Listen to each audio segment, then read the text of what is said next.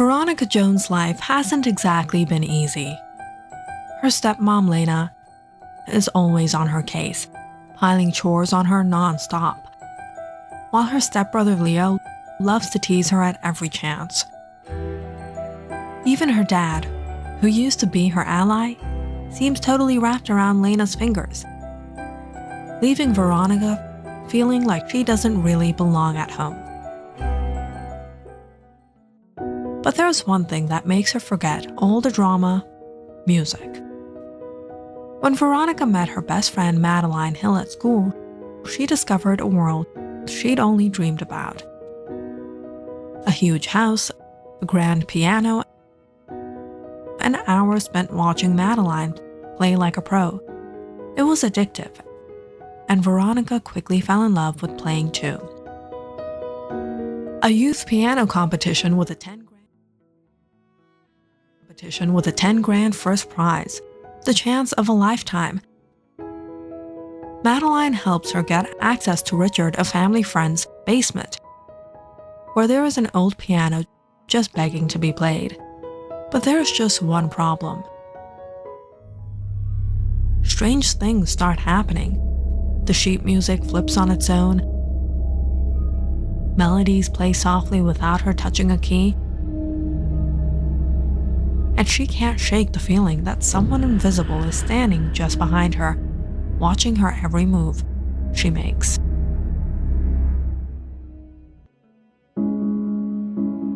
Veronica was getting a little frustrated. She kept messing up and hitting the wrong notes, and there was no way she could ignore the strange feeling in this basement now. I swear, this piano hates me.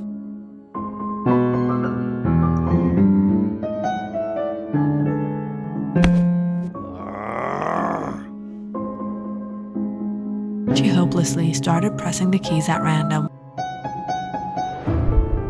when suddenly she heard a noise from the top of the stairs. Veronica's heart sank. It was the grumpy tenant. Shoot, if he complained about her, she wouldn't be able to practice here anymore. Veronica nervously turned to the door, creak open. A man walked down the stairs and looked straight in her eye. "What are you trying to do?" Veronica stuttered a little as she spoke. "I'm just trying to practice playing the piano. I have a competition coming up. I'm sorry for bothering you. I'll make sure not to make too much noise again." "You aren't practicing playing the piano. If there was an audience here, you'd be torturing them like you're torturing me." "Oh, you must be the tenant Richard warned me about. I'm sorry. I'm a beginner. I'm sure if I get a little time I'll figure things out." "Playing like that? I've seen a 5-year-old randomly play better." "Well, what do you know about playing the piano?" "Well, I guess a lot. The old tenant used to play piano down here all the time." Veronica frowned at the man's remarks. Richard was right about him being rude. Who was he to come here and start telling her she couldn't play? It's not as easy as you think. Only a pianist knows how difficult it is to master the art. "Oh, really?" The man walked up to Veronica and took a seat on the bench. He rubbed his hands together before positioning his fingers on the keys. "Do you even know how to play?" "I come here down sometimes too. Why don't you tell me?"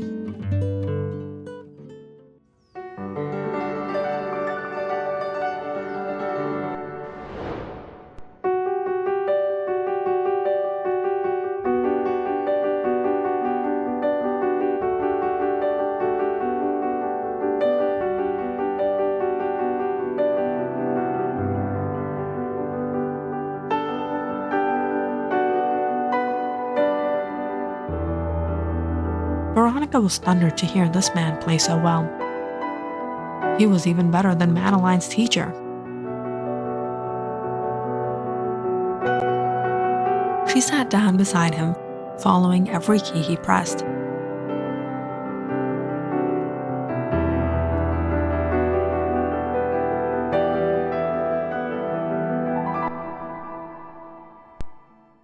After playing the most loveliest piece of music, Veronica had the pleasure of hearing the man raise his brow and asked, "I'm a little shaky.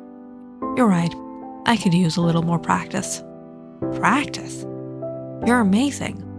I've never heard anyone play better than you. What's your name?" Brock West." "And you really think so?" "Yes, could you teach me? Please?" "Oh, I don't know. I'm not really a piano teacher." "Please, please, please. You are a piano master. There's only 3 weeks left. I know if I learn to play like that, I'm sure I'll win the competition." After pausing for a moment, the man looked up at Veronica. "Okay, I'll teach you, but one condition." "What? I'm ready to do anything." "Are you sure you'll be able to fulfill it?" "I'll try my best." A lot of people give up on their passion. They get overwhelmed with other things in life and leave their true talent, the thing that actually defines them, to be them. I can see the passion of music in your eyes, and I want it to always be that way. It is my passion. My heart desires it. This is a promise I'll never break. Over the next 3 weeks, Veronica returned to Richard's basement right on time every day. Brock would always be ready waiting for her. Brock wasn't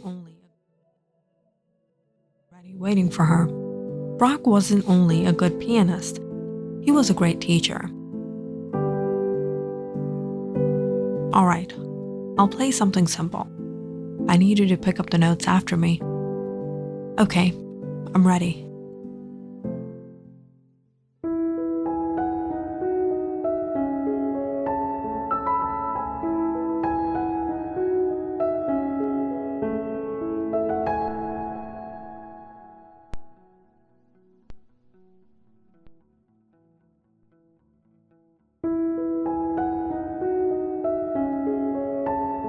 No, wrong key.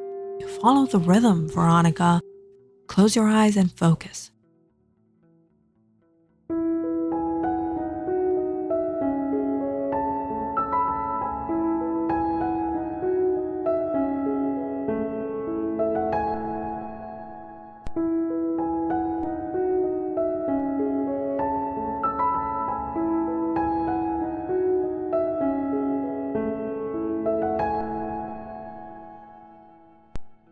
Wonderful. I can see you've improved quite a lot. The better Veronica got, the more she became confident. She was happy. But she couldn't credit her happiness to her new talent. It was more of someone's company that made her happy. "I can't explain in words how amazing you are. Veronica, are you focusing on me or the music sheet?"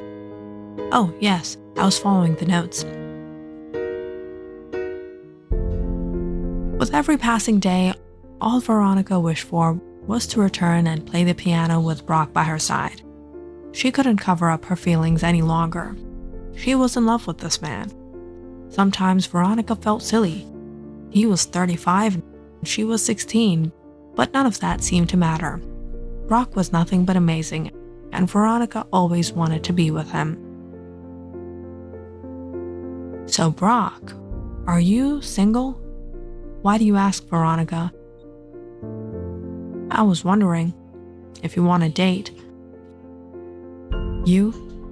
Maybe I would, if you were a couple years older."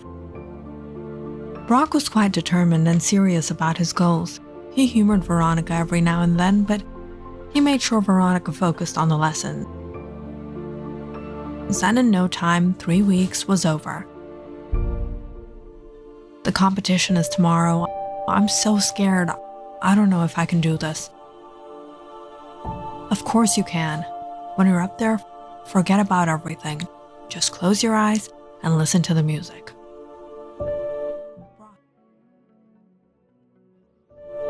Brock, you have to come. If you be there, I'll have the confidence to play. I'm nothing without you. Don't worry, I'll be there for you. Veronica's heart started to beat rapidly the minute she heard her name on the loudspeaker. All the other contestants had played so well. Veronica feared she would mess up and become a laughingstock to everyone. She closed her eyes and took a deep breath before she walked onto the stage. Her father, her stepmother, and her brother were sitting in the front row looking at her. Madeline was waving at her from the crowd. But when she couldn't spot Brock, her fingers started to tremble. The host introduced her once again before the lights dimmed out and the spotlight was on her. Veronica was devastated. She didn't know if she could pull it off anymore. Suddenly, she heard a whisper from behind her.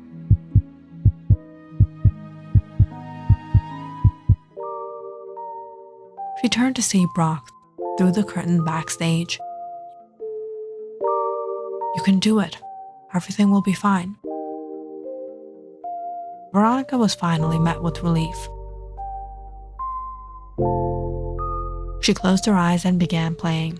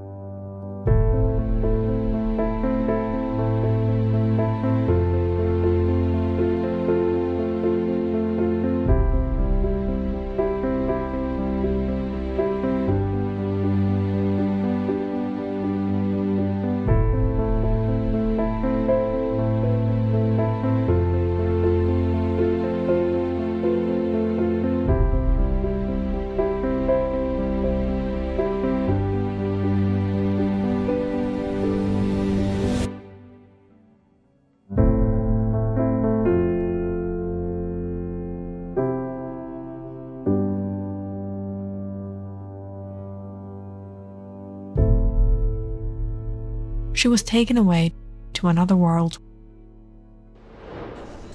where the entire auditorium stood up applauding her. The night went great.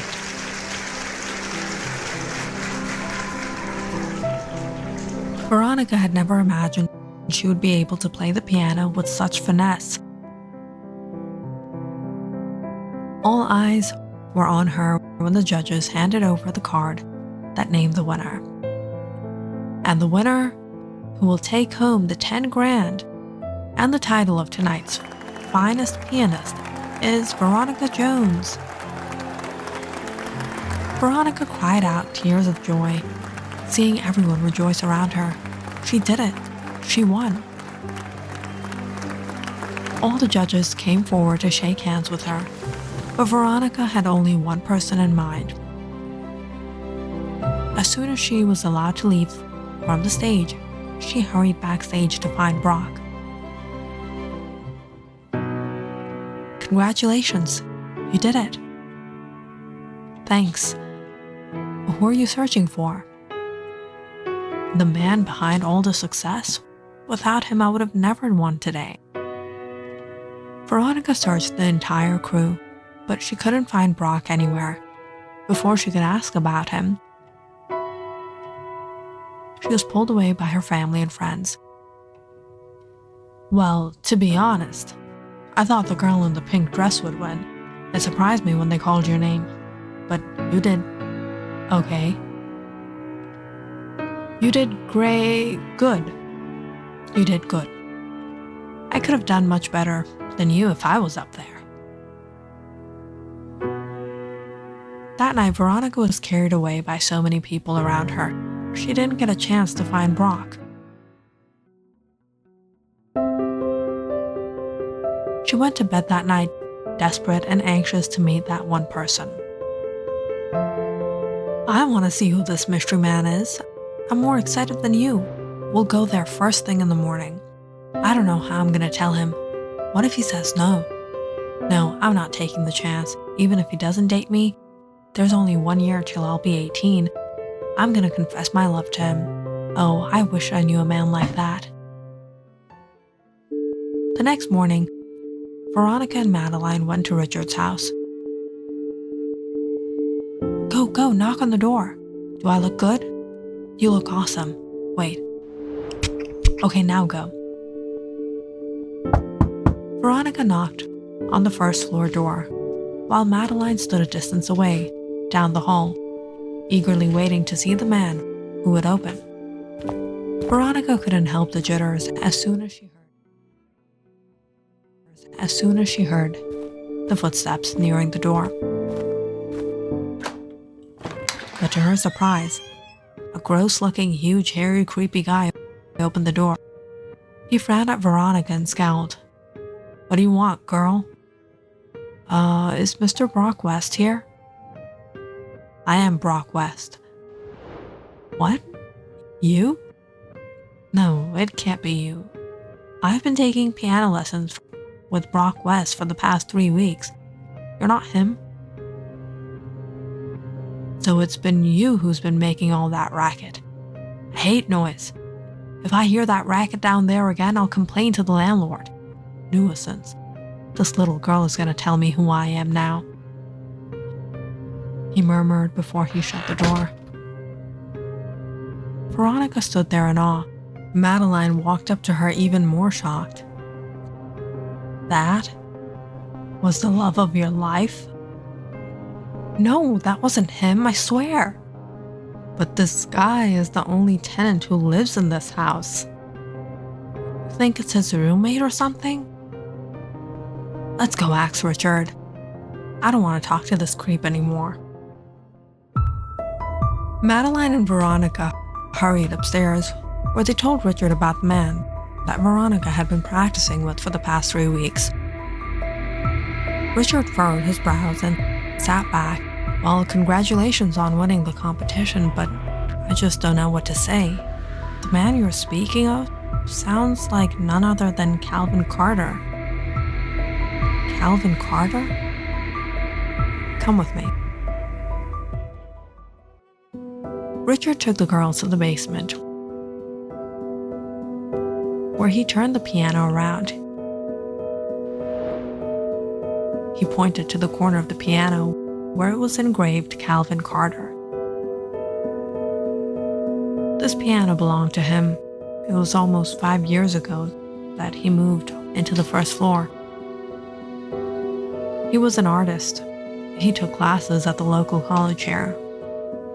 I often used to hear him play the piano. I found out it was a hobby of his.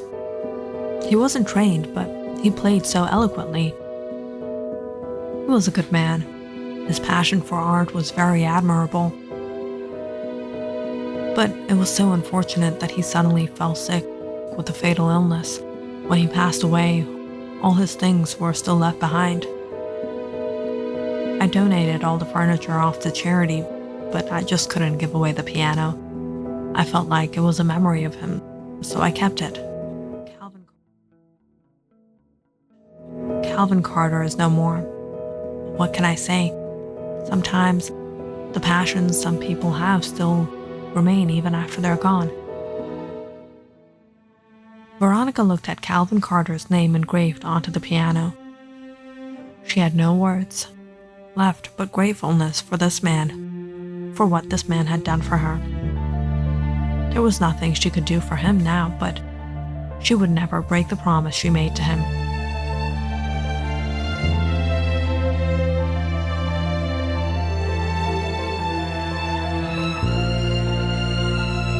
Click on the subscribe button and check out more awesome videos on our channel.